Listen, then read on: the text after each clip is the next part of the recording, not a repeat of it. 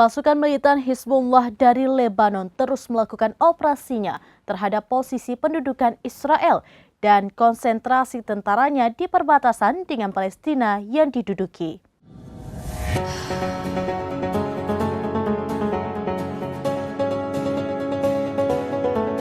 Pasukan militan Hizbullah dari Lebanon terus melakukan operasinya terhadap posisi pendudukan Israel dan konsentrasi tentaranya di perbatasan dengan Palestina yang diduduki. Terbaru, mereka menyerang IDF yang tengah mempersiapkan senjata.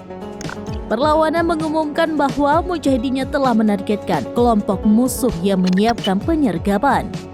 Dikutip dari Al-Mayadin, penyerangan dilakukan di sebelah timur situs Hanita. Serangan dilakukan menggunakan tembakan artileri. Hizbullah mengklaim tentara Israel terluka hingga ada yang terbunuh akibat serangan itu. Hizbullah juga melancarkan serangan udara di lokasi Angkatan Laut Ras Naqora.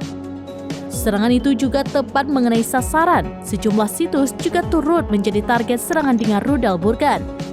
Situs ini mulai dari Hadab Yarin, Ruwaisat Al-Alam, dan Barak Zabdin. Di entitas pendudukan, sirene dibunyikan di pemukiman utara Dishon, Yiftah, Al-Malikiyah, dan Ramot Naftali. Sirene dibunyikan setelah sebuah drone diduga menembus daerah itu.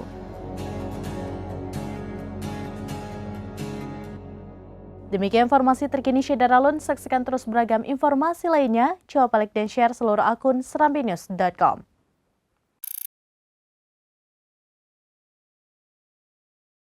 Download Tribun X sekarang, menghadirkan lokal menjadi Indonesia.